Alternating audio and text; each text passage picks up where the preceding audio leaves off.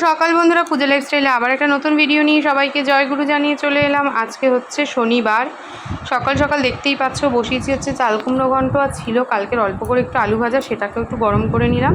আর এ পাশে বসানো হয়েছে ভাত। প্রচুর বাসন বেরিয়েছিল, সেই বাসন কটাকে মেজে দেখো এখানে গুছিয়ে নিয়েছি। প্রেশার কুকার হলো একটা বড় কঠিন মাজার জিনিস, আর রোজই এখন ডালিয়া করছি বলে প্রেশার কুকার বার করতেই হচ্ছে। এখন খাবো হলো সবার আগে 1 গ্লাস জল।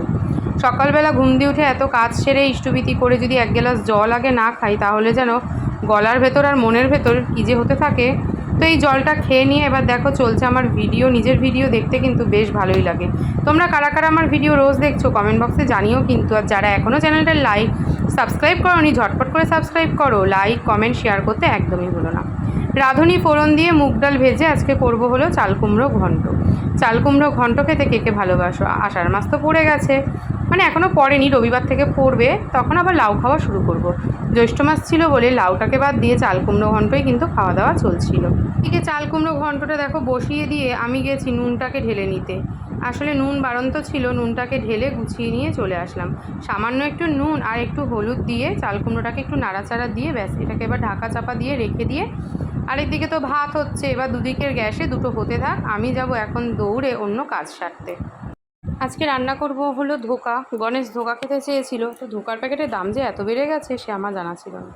আগেই প্যাকেটগুলোকে বোধহয় 15 টাকা না কত দিয়ে আনতাম কি জানি, এখন মোট দেখো 36 টাকা প্রিন্ট করা নিয়েছে, বোধহয় 32 টাকা কি 30 টাকা। যাই হোক, ধোকা খেতে আমি আর গণেশ ভীষণ ভালোবাসি। মনা ধোকা টোকা খায় না। ধোকার মধ্যে কয়েকটা সোয়াবিন দিয়ে দেবো, যেটা মনা খাবে। ধোকার তরকারিটা আগে ধোকার এটাকে ভালো করে মিক্স করে নেব, নুন হলুদ একটু আদা বাটা একটু কাঁচা লঙ্কা বাটা এইসব দিয়ে, তাহলে ধোকাটা খেতে অনেক বেশি টেস্টি হয়। আজকে অনেক দিন পর মাথায় একটু হেনা করব, সেই জন্য হেনাটাকে আগে একটু ভিজিয়ে নিচ্ছি। সামান্য একটু সিরাম দেব আর অল্প করে একটু জল দিয়ে এটাকে ভিজিয়ে নেব। আর মাথায় না ঘামে চুলের গোড়াগুলো মনে হচ্ছে নষ্ট হয়ে গিয়ে কত যে চুল উঠছে, সে মানে ধারণার বাইরে। আগে বর্ষাকালে এরকমটা হতো, কারণ বর্ষাকালে চুল প্রায় শোকায় না বললেই চলে।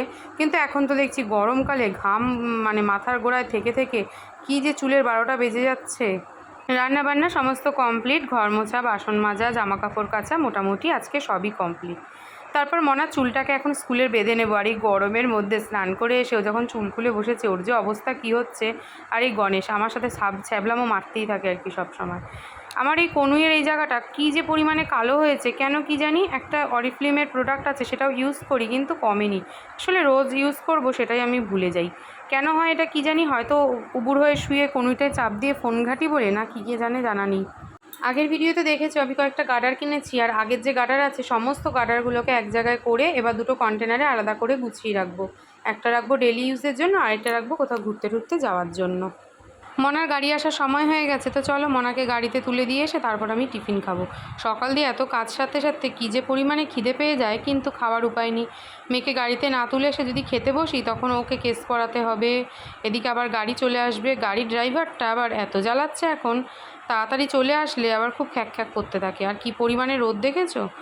বাড়ি এসে সবার আগে আমি বিছানাটাকে গোছাবো। কেন বলো তো, টিফিন খাবো ভেবেছিলাম, তারপর ভাবলাম না বিছানাটাকেই সবার আগে গুছিয়ে নিই, কারণ ওরা দুজনেই তো বেরিয়ে গেছে। রাস্তায় বেরোলে বাসি বিছানাটা ফেলে রাখতে নেই। আর না একদম মাথায় ছিল না, বাসি বিছানাটা আগে তুলে নিলে হতো, গার্ডারগুলো পরে গোছালেও হতো, কিন্তু সেটা আমি একেবারেই ভুলে গেছিলাম। সকালে টিফিনে আজকে নিয়েছি ওটস, টক দই আর সাথে কিছু ড্রাই ফ্রুটস। ওটস আর জল নিয়ে একদম পাখার নিচে বসেছি খেতে, না হলে পরে খাওয়া দাওয়ার একেবারে অবস্থা টাইট হয়ে যাবে। ওটসটাকে ভালো করে মেখে নেওয়ার পর ওটসের ডিজাইনটা ঠিক এই রকম হয়েছে। খেতে অতটা টেস্টি না লাগলেও খেতে হয় এই আর কি। মাথায় দেখো হেনাটা দিয়ে নিয়েছি, এবার মাথায় বলছি সরি মুখে ফেস প্যাকটা অ্যাপ্লাই করে নেব। তারপর স্নানের যাওয়ার জন্য রেডি হব, আর তার আগে যা টুকটাক কাজ আছে সেগুলোও সেরে নেব।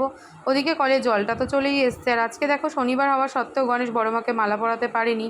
তার কারণ হলো ও মালা আনতে গেছিলো, দোকান ছিল বন্ধ, আর ওর দেরি হয়ে গেছে, যে কারণে ও অন্য দোকানে আর যেতেও পারেনি।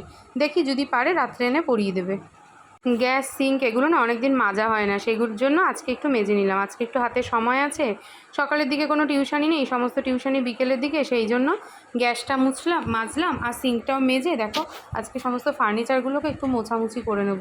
যা ধুলো পড়ে না কি বলবো, প্রায় 2 সপ্তাহ হয়ে গেছে, আর মোছা পরিষ্কার করা কিছুই হয়নি। আসলে কি বলতো, মন ভালো না থাকলে না সংসারের কোনো কাজেই যেন সেভাবে আগাতে চায় না। যেটুকু না করলে নয় চলবে না, ঠিক সেটুকু কাজই কিন্তু কদিন ধরে করে চলেছিলাম।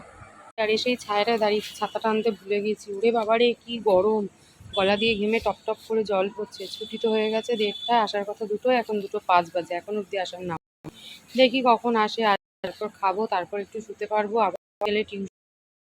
শুভ সন্ধ্যা বন্ধুরা, একদম সন্ধ্যাবেলা একটা সুন্দর চা নিয়ে তোমাদের সামনে চলে এলাম।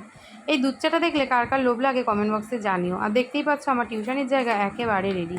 দুপুরবেলা একটা দারুণ ঘুম আজকে একদমই দিতে পারিনি, কারণ মনা এসেছে দেরি করে, তারপর আবার ঘুমানোর সময় কম, ব্যাস আমাকে ঝটপট করে উঠে পড়তে হলো।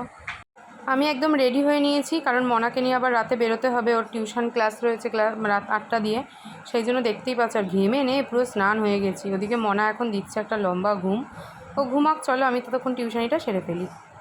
মনাকে কোচিংয়ে ঢুকিয়ে গিয়েছিলাম ডাক্তার দেখাতে, ভেবেছিলাম ভিডিওটা ওখানেই শেষ করে দেবো, কিন্তু শেষ আর করা হলো না। এই দেখো প্রেসক্রিপশান, ডাক্তার দেখিয়ে আসলাম। কত রকমের, 4 রকমের, প্রায় 4 রকমের ওষুধ দিয়েছে। আর একটা টেস্ট দিয়েছিল, একটা এক্সরেটাও একদম করে এসেছি, কারণ আবার কতবার করে আসবো, যাওয়া আসার ভীষণ সময়ের অভাব আর কি। তো এই জন্য এক্সরেটাও একদম করে এলাম। আর ওষুধ দিয়েছে 4 রকমের, এই ওষুধগুলোকে এখন আমায় খেতে হবে। দাঁতে প্রচণ্ড ব্যথা করছে, কোনো কিছু আমি খেতে পাচ্ছি না, এটাই হলো সবথেকে বড় কথা। দেখি খাওয়া দাওয়া, মানে ওষুধগুলো খাই, 3 দিন পর আবার যেতে বলেছে। দাঁতটা ক্লিনিং করবে, তারপরে এক্সরে রিপোর্ট দেখে ডিসিশান নেবে যে পার্টিকুলার যেই দাঁতটা আমার ব্যথা সেই দাঁতটার কী করবে। তো চলো আজকের মতন টাটা।